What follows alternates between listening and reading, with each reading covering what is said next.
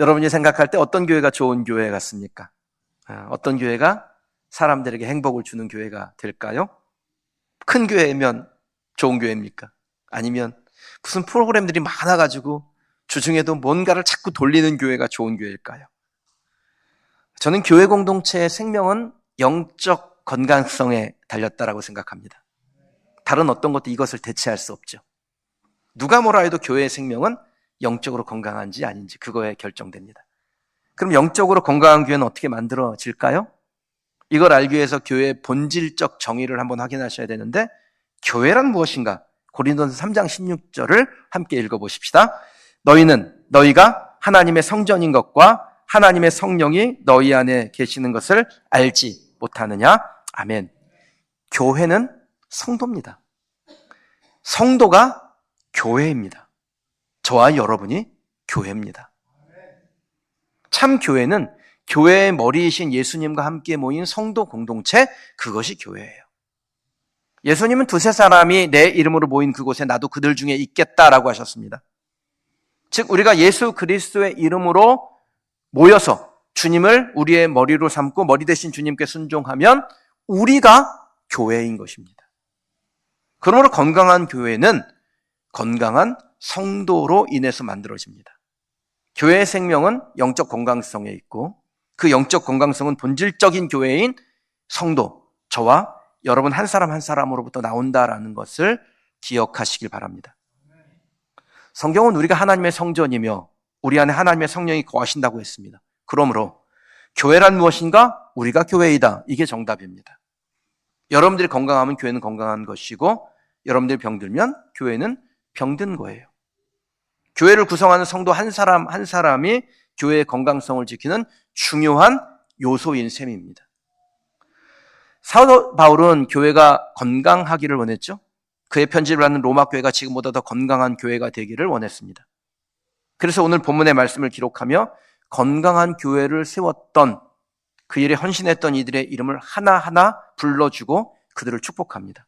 이 바울의 축복 안에 교회를 위해서 수고한 이들의 그 아름다움에 대해서 목회자가 얼마나 찬사를 보내고 있는지를 우리는 말씀을 통해서 확인한 것입니다. 제가 여러분들께 부탁을 하나 좀 드릴 게 있는데, 사람이나 어떤 상황에 대해서 부정적인 이야기는 하지 마세요. 사람이 잘난 부분도 있고 못난 부분도 있을 수 있습니다. 근데 기왕이면 잘난 부분에 대해서 얘기해 줘야죠. 왜 못난 부분을 얘기합니까? 아니, 그 못난 거 들춰내가지고 한 수억 벌 수 있으면 하세요. 근데 100원도 못 벌어요. 이런 이야기를 제가 들을 때 있어요. 어떤 분이 교회에서 나간대요. 그러면서 그게 되게 위기라고 생각하는 분이 있는데, 위기 아닙니다. 진짜 교회의 위기는 주님이 나가는 게 위기예요. 사람이 나가서 위기라면 그건 근본적으로 문제가 있는 교회예요. 주님의 교회지 사람의 교회 아닙니다. 그래서 주님이 이 교회 안에 건재하신다면 이 교회는 건강한 거예요. 그러니까 우리가 긍정적으로 보셔야 돼요, 상황을. 항상 교회 안에 예수 그리스도의 영역, 하나님의 권능이 임재하고 있는지 그걸 보셔야 되고요. 그렇다면 우리는 주님과 함께 전성기입니다. 성도들을 칭찬하셔야 돼요. 예수 안에서 잘 되고 있다고 우리가 입으로 고백하면서 생각이 다르면 안 되잖아요. 그래서 저는 죽을 때까지 우리는 예수 안에서 잘 되고 있다라고 외칠 것이고, 실제로 여러분이 예수 안에서 잘 되는 것을 제 눈으로 볼 겁니다. 수고한 분들에 대해서 칭찬하실 때요, 또 대충대충 하지도 마세요. 오늘 본문의 말씀에서 발견한 사실이에요. 바울은 성도들을 칭찬할 때 뭉뚱그려 대충대충 하지 않습니다. 교회를 건강하게 세운 사람들의 이름을 하나하나 불러가며 그들에게 사랑의 마음을 표현했습니다. 로마 교회를 건강하게 세운 사람들의 이름을 불러가며 자기의 애정을 담아 축복한 겁니다. 각기 성향, 형편, 출신, 살아온 배경은 달랐지만 모두 교회를 세우기 위해서 헌신한 분들이고, 바울은 그들을 존귀하게 여겼으며 바울 역시 그들에게 존귀함을 받았습니다. 사랑하는 성도 여러분, 로마 교회 성도들처럼 여러분들이 목회자들에게 존귀 여김받는 성도가 되시길 축복합니다. 그래서 교회를 건강하게 세우는 하나님의 사람으로 쓰임받을 수 있기를 바랍니다. 교회는 기업이 아니에요. 그래서 뭐 재정을 많이 투자해서 혹은 능력 있는 경영자가 와서 교회를 세우는 것이 아닙니다. 그런 것들이 교회의 덩치를 키울 수는 있어요. 목회를 하면서 그런 기술을 발휘할 수 있다고요. 그런데 그렇게 해봐야 교회는 나중에 해결할 수 없는 병에 걸립니다. 교회를 세우는 사역은 한두 사람의 실력으로 되는 것이 아니라 여러 성도들의 자발적 사랑과 희생을 통해서 나온다라는 것을 잊지 마시기 바랍니다. 오늘 예배를 드리는 모든 성도들이 목회자에게 사랑을 받고 성도들에게 존경을 받는 저와 여러분 되기를 축원합니다. 그럴 때 하나님도 우리를 인정하시고 하나님께서 주시는 큰 은혜 가운데 우리가 거할 수 있습니다. 저는 이 설교가 여러분들이 교회를 건강하게 세우기로 다시 한번 마음에 다짐하는 기회가 되길 바라요. 그리고 그 결단이 여러분에게 있어서 우리 교회는 더 건강한 공동체로 나아갈 것이며 주신 사명, 능력 있게 감당하게 될 줄 믿습니다. 어떻게 교회는 건강하게 세울 수 있을까요? 무엇이 우리에게 필요할까요?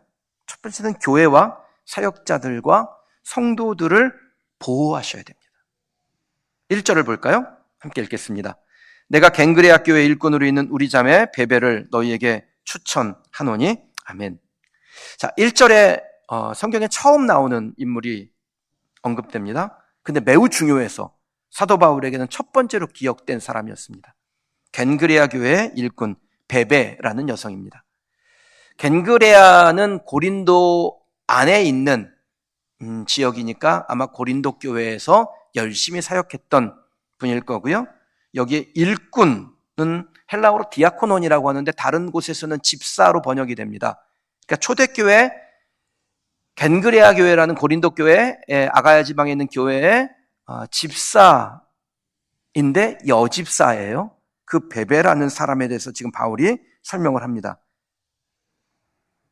그 당시는 여성들이 공동체에서 인정을 받는 그런 사회적 풍토가 아니었습니다.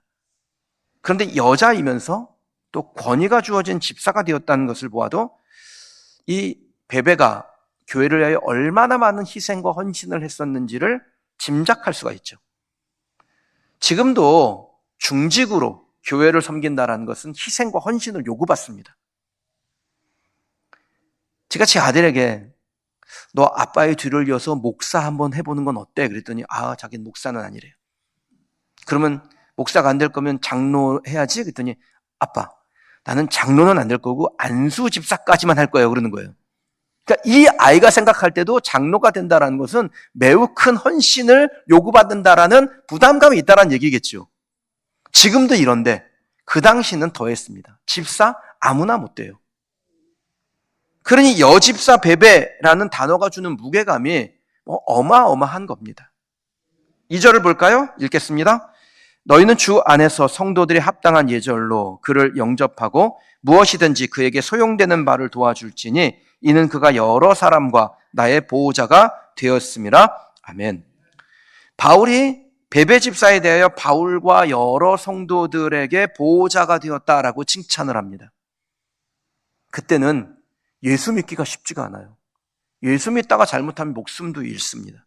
그러니까 바울의 보호자가 된다는 것은요, 단지 바울에게 호감을 표현하거나 바울에 필요한 것을 좀 나누어 준다거나 그 정도가 아니에요. 바울을 보호한다는 것은 자신의 목숨을 거는 것이었습니다. 그럼에도 불구하고 베베는 바울의 보호자요, 또 더 나아가 여러 성도의 보호자가 되었다라는 것입니다. 위기의 강약은 좀 다르긴 한데 지금도 교회와 목회자들이 다양한 위협에 놓입니다. 제가 교회를 개척한 후에 딱 2번 어려운 일을 만났는데 말도 안 되는 모함과 거짓된 공격을 받는 것이었습니다. 이게 얼마나 스트레스 받는 일이냐면요, 자려고 누우면 그 생각이 나요. 그리고 딱 잠에서 깨는 순간 그 생각이 나요. 누구에게 말도 못하고 살이 쭉쭉 빠집니다. 여러분은 억울한 일을 만나거나 혹은 서운한 일이 있으면 누구에게 얘기하죠. 근데 저는 얘기도 못해요. 혹시 내가 그런 얘기를 누군가 했다 그분이 속상하게 되거나 실망을 드릴 수 있으니까 제 속에 담아두는 이야기들이 많습니다. 근데 그런 개인적인 유기 중에도 저를 버티게 하는 힘이 어디서 나오냐면 저를 믿고 또 보호해주는 성도들로부터 그 힘을 제가 공급받습니다. 교회를 함께 세우는 베베와 같은 성도들로 인해서 힘을 얻게 되는 것입니다. 3절 4절 말씀 같이 읽어볼까요? 너희는 그리스도 예수 안에서 나의 동역자들인 브리스가와 아굴라에게 문안하라. 그들은 내 목숨을 위하여 자기들의 목까지도 내놓았나니 나뿐 아니라 이방인의 모든 교회도 그들에게 감사하느니라. 아멘. 두 사람의 이름이 등장을 합니다. 우리가 잘 아는 분들이에요. 브리스가 혹은 브리스길라라고 사도행전에 나옵니다. 아굴라 그의 남편이죠. 이 두 사람은 원래 로마에 살던 사람인데 글라우디오 황제에게 쫓겨나서 고린도까지 오게 됐습니다. 그리고 거기서 바울을 만나서 복음을 듣고 평생 바울과 동역하는 신실한 그리스도인이었습니다. 어떤 사건인지 자세하게 성경이 언급하고 있지는 않은데 그 사건으로 인해서 바울이 죽을 위기에 처했던 듯합니다. 그때 바울을 대신하여 그 혹독한 대가를 대신 치러준 사람이 아굴라, 브리스길라였습니다. 그러니까 목회자 바울에게 이 아굴라 브리스길라는 그저 동역자의 수준을 넘어서 형제, 가까운 서로 다윗과 요나단처럼 사랑하는 친구가 된 겁니다. 그럼 지금도 브리스가 아굴라 같은 사람들은 목회자들과 성도들에게 친구와 같은, 형제와 같은 존재가 됩니다. 사람은 누구나 위기 상황에 닥치면 자기를 보호하려는 본능이 나오게 되죠. 그래서 큰 손해를 보거나 위기의 앞에 놓일 때는 돌아서게 됩니다. 어쩌면 그건 당연한 현상이에요. 그런데 그런 상황에서도 교회와 주의 종을 보호하기 위해서 본능을 거스르는 성도들이 있는 겁니다. 그리고 그런 성도들로 인해서 교회는 세워집니다. 우리가 부흥이란 단어를 종종 쓰는데 무엇이 부흥일까요? 사람들의 숫자가 많아지면 부흥이라고 생각들 하시죠. 정확하게 표현하면 아굴라 브리스가 같은 성도가 많아지는 것을 부흥이라고 합니다. 저는 우리 교회에 아굴라, 브리스길라 같은 성도들이 많고 또 앞으로도 더 많아져서 교회가 건강하게 세워질 것을 믿습니다. 어떻게 교회를 건강하게 세울 수 있을까요? 우리에게 무엇이 필요합니까? 두 번째입니다. 교회를 위하여 수고하시되 많이 수고하십시오. 6절, 12절 말씀입니다. 같이 읽어볼까요? 너희를 위하여 많이 수고한 마리아에게 문안하라. 주 안에서 수고한 두루베나와 두루보사에게 문안하라. 주 안에서 많이 수고하고 사랑하는 버시에게 문안하라. 아멘. 자, 6절과 12절에 교회를 세운 사람들에 대해서 설명하면서 수고라는 단어를 바울이 사용합니다. 6절에 마리아에게, 12절에 두루베나, 두루보사, 버시에게 그들이 많이 수고했다라고 해요. 바울이 이 말로 그들을 축복할 때 어떤 감정이었을까요? 제가 바울이 많이 수고했다라고 성도들을 축복할 때 어떤 감정일지 저는 알 것 같아요. 우리 교회 성도들이 눈에 보이게, 눈에 보이지 않게 수고하는 것을 볼 때 정말 고맙다. 저분들이 저렇게 수고해서 교회가 세워지는구나. 그런 마음이 막 들거든요. 교회를 세우는 수고를 했던 분들, 철저하게 자신을 부인하고 봉사하는 분들이었어요. 12절에 두루베나 두루보사라는 분들이 나오는데 이름이 비슷하지요. 이 이름은 당시 그 귀족 여성들이 주로 사용하던 이름이었습니다. 이 드루라는 말이요, 화려한 생활을 하다라는 뜻을 가지고 있어요. 그러니까 그녀들의 이름을 풀어보면 화려한 생활을 하던 베나, 화려한 생활을 하던 보사, 이렇게 되는 겁니다. 그야말로 손에 물 안 묻히던 사람들이에요. 우리가 그 로마를 배경으로 한 영화를 보면 귀족들의 생활이 나오잖아요. 화려하지 않습니까? 그렇게 살던 사람들이에요. 그런데 그들이 예수를 만나고 교회의 일원이 돼서 성도들을 섬기고 교회를 섬기는데 자기의 부귀영화를 포기하고 손에 물 안 묻히던 사람들이 설거지하고 영접하고 청소하고 그렇게 노동하며 교회를 섬겼다라는 겁니다. 많은 수고라는 단어 헬라어로 타스코피오사스라고 하는데 매우 지루하고 지치게 하는 노동이라는 의미입니다. 그러니까 생색내기 정도가 아니라 매우 지루하고 지치게 하는 그 노동을 하는 거예요. 누구를 위해서? 교회와 성도와 목회자를 위해서. 여러분, 교회가 그냥 세워지겠습니까? 교회를 세우기 위해서 많이 수고한 사람들이 있기 때문에 교회가 세워집니다. 자기의 것을 포기한 사람들이 있어서 교회가 있는 겁니다. 지금 함께 그린 교회 개척팀으로 파송되는 우리 성도님들이 계시잖아요. 교회를 세우기 위해서 뭔가를 열심히들 하세요. 성도들께서 귀한 예물 하나님 앞에 드려서 교회가 아름답게 예쁘게 만들어졌습니다. 이제 가보셔도 됩니다. 인테리어 끝났고 이번 주에 가구 들어갑니다. 저도 가끔 가서 한두 시간 있다 오는데 뭐 필름 바르고 뭐 바닥에 무슨 이 데코 타일 깔고 이러면 본드를 쓰니까 막 1시간 정도만 있으니까 머리가 지끈지끈해요. 근데 이 일 책임 맡은 문용기 장로님 하루 종일 거기 있어요. 제가 먼지가 너무 많아서 마스크 쓰라고 그랬더니 알겠습니다. 그리고 마스크 안 써요. 무슨 상남자라고. 그럼 그렇게 수고하는 분들이 있기 때문에 교회가 세워지는 겁니다. 우리 방송팀장 오정현 집사님 매일 교회에 와가지고 이것저것 챙기고 부족한 게 없나 돌보고, 그래서 요즘 별명이 오직원이래요. 예, 교회 직원 같다 그래서. 이렇게 수고하는 분들이 있어서 교회가 세워지는 겁니다. 여러분들이 여러분의 자리에서 수고하고 있기 때문에 각각에 맡은 그 작은 분량들, 그것이 내게 주신 일이라고 수고하고 있기 때문에 교회가 세워지는 것입니다. 사랑하는 성도 여러분, 여러분의 수고를 저도 오래오래 기억하겠습니다. 근데 제가 나이가 들어가면서 총명함이 떨어진다라는 생각이 들어요. 이름이 잘 생각이 안 나는 거예요. 예전에 이름을 그렇게 잘 기억했는데 이름이 잘 기억이 안 나요. 근데 우리 하나님은 우리의 이름을 절대로 잃어버리지 아니하시고 기억하여 주실 줄 믿습니다. 바울은 참으로 나와 멍에를 같이 한 그 이름이 생명책에 있느니라 라고 하셨습니다. 사람은 잊어도 하나님은 교회를 세우기 위해서 많이 수고한 여러분들을 기억하실 줄 믿습니다. 그리고 이 땅의 수고를 반드시 하늘의 보화로 갚아주실 줄 믿습니다. 어떻게 교회를 건강하게 세울 수 있을까요? 무엇이 우리에게 필요합니까? 세 번째입니다. 존중이 여김받게 살아가십시오. 7절 볼까요? 함께 읽겠습니다. 내 친척이요 나와 함께 갇혔던 안드로니고와 유니아에게 문안하라.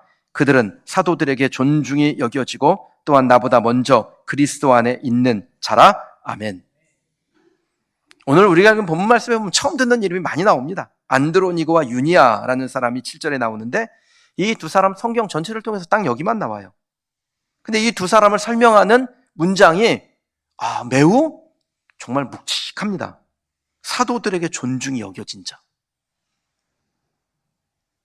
지금으로 말하면 담임 목사가 볼 때 존경을 받는 사람, 담임 목사가 존경하는 사람, 이런 거죠.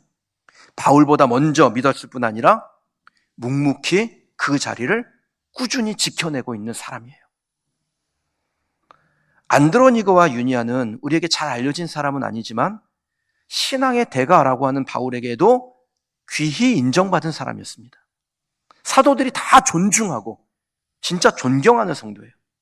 저절로 고개가 그 앞에서 숙여지는 그런 분이었습니다. 신중하고 겸손하고 인내하고 넉넉함이 있고, 하여튼 저와는 차원이 다른 그런 성도, 안드로니고 유니아 같은 성도, 그 성도가 저는 우리 교회 안에 많이 계시고 또 여러분들이 다 그렇게 되기를 간절히 소망합니다. 안드로니고 유니아 어떤 사역을 했는지 성경이 말씀하진 않습니다. 근데 그들이 사도들에게 존귀히 여긴, 존중받았다라는 것에서 알 수 있는 게 있죠. 도덕성 있고 영성 있는 성도였다라는 겁니다. 뭐 큰 일을 내서 사역에 뭐 혁혁한 공을 만들어낸 건 아닙니다.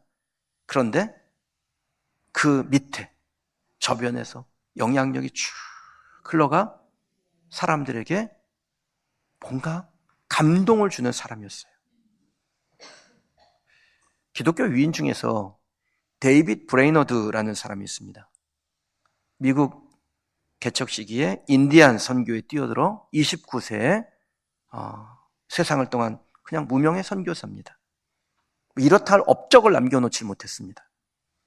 근데 이 데이빗 브레이너드가 오늘 본문에 나온 안드로니고 그리고 유니아 이 두 사람하고 비슷한 부분이 있어요. 1739년에 21살 나이에 예일대학교에 입학했는데 대학에서 경건하지 못한 모습, 그것을 보고 거기에 대항하고 대학을 더 경건하게 만들려다가 사람들에게 외면당하고 학교를 그만뒀습니다. 그리고 주님을 위해서 자기의 목숨을 바치겠다라고 결정하고 인디안 선교에 헌신을 합니다. 아무도 그를 기억해 주는 사람 없었고 누구도 그를 후원해 주는 사람도 없었습니다. 자기가 이런 일을 하고 있다고 소문내지도 않았어요. 그저 묵묵히 주님을 위해서 복음을 전하다가 29살 나이에 짧은 생애를 마치고 하나님 품에 안겼습니다. 근데 그렇게 오두막에서 거하며 인디안들에게 복음을 전하면서 매일매일 자기의 신앙의 고백을 담은 일기를 썼는데 그 일기가 미국의 대각성 운동을 이끌었던 조나단 에드워드라는 사람의 손에 들어갔고 그 일기가 출판이 되면서 많은 사람들에게 감동이 됐습니다. 존 웨슬리, 윌리엄 캐리, 헨리 마틴, 짐 엘리엇 선교사 이런 분들에게 영향을 주었고 주를 위해 선신한 사람들이 이 데이빗 브레이너드의 일기 하나 때문에 쏟아져 나오기 시작한 거예요. 무명의 사람이었지만 하나님 보시기에 그 어떤 사람보다도 존중이 여겨진 사람이었습니다. 사랑하는 여러분, 누가 알아줘도 되고 누가 몰라줘도 되고 그게 뭐 중요하겠어요. 그냥 여러분들이 있는 그 자리에서 도덕성과 영성을 가지고 성도의 삶을 살아가시면 됩니다.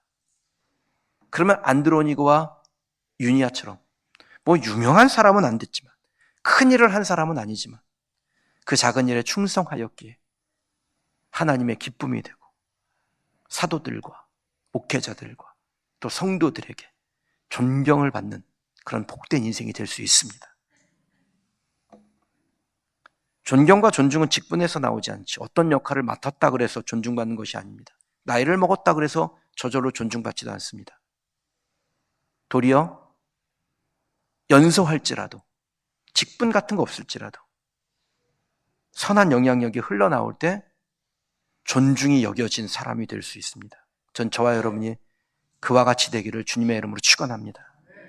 그래서 여러분 때문에 교회가 더 건강하게 세워지기를 간절히 원합니다. 건강한 교회는 바로 여러분에게서 시작이 됩니다. 여러분이 주의 종을 보호하고자 할 때 교회는 건강하게 세워질 겁니다. 여러분이 자신의 유익을 추구하지 않고 건강한 교회를 세우기 위해서 많이 수고한다면 교회는 건강하게 됩니다. 여러분들이 교역자들에게 또 성도들에게 존중을 받는 영적인 사람이 된다면 여러분 때문에 교회는 건강하게 될 줄 믿습니다. 교회와 주의 종을 그리고 성도들을 보호하는 저와 여러분이 되기를 축복합니다. 주의 종들의 동역자가 되며 주님을 위해서 많이 수고하는 분들이 되시기 바랍니다. 그게 하나님이 기뻐하신 일입니다. 도덕성과 영성으로 모두에게 존중받는 성도가 되십시다. 그러면 우리로 인해서 건강한 교회는 세워질 것이고 그 일에 헌신한 여러분들을 우리 하나님께서 기억하여 주실 줄 믿습니다.